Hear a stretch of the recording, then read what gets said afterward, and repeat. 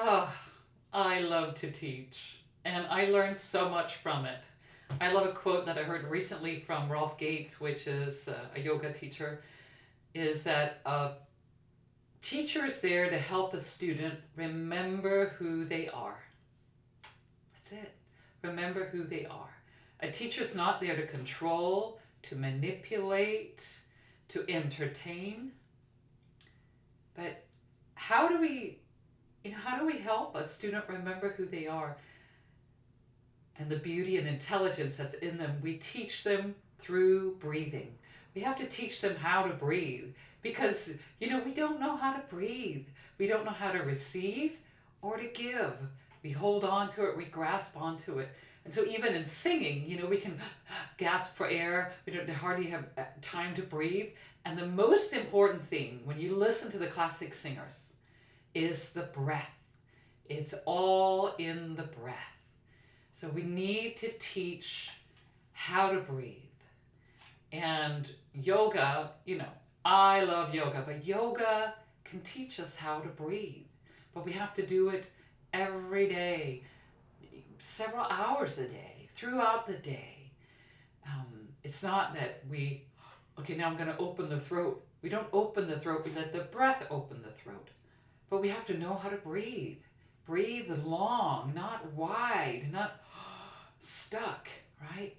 So, but what's the energy that I bring into my teaching is that you got to do it this way. Every student is different. Do I try to control them? Do I get frustrated when they're not getting it? Do I try harder?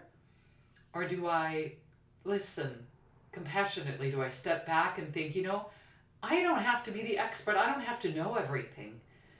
I just have to help them remember.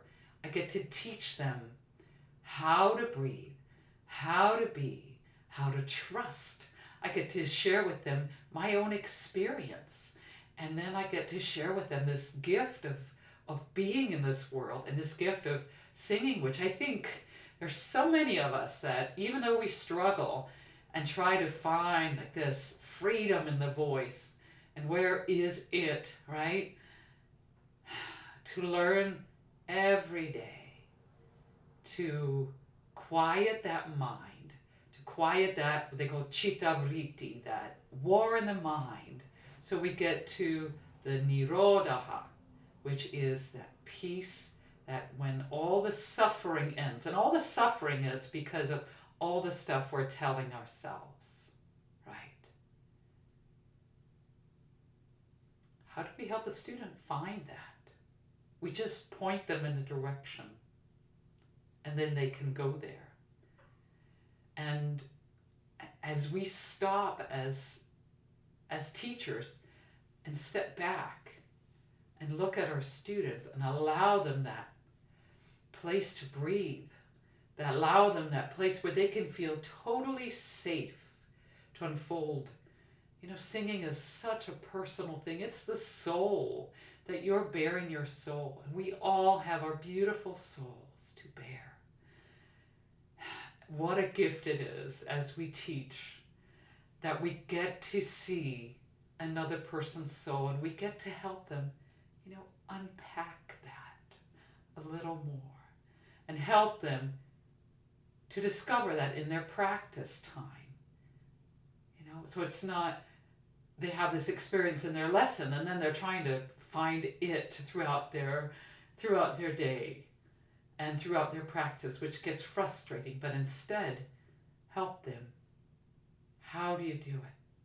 How do you find that peace? How do you just totally focus on one thing? It's like you're in love. You're so in love that you don't care about anything else. And if you have an exercise you're doing, you don't worry about it being right or wrong. Just really remember how it's to be. And you practice it that way. And then you stop. And you rest. And then you do it again. Over and over and over. Until you finally have this ritual. Ritual eliminates choice. That's what Michael Trimble, always says. Ritual eliminates choice. So don't care, don't worry, let go of all that control, whether it's trying to control somebody else, trying to control yourself.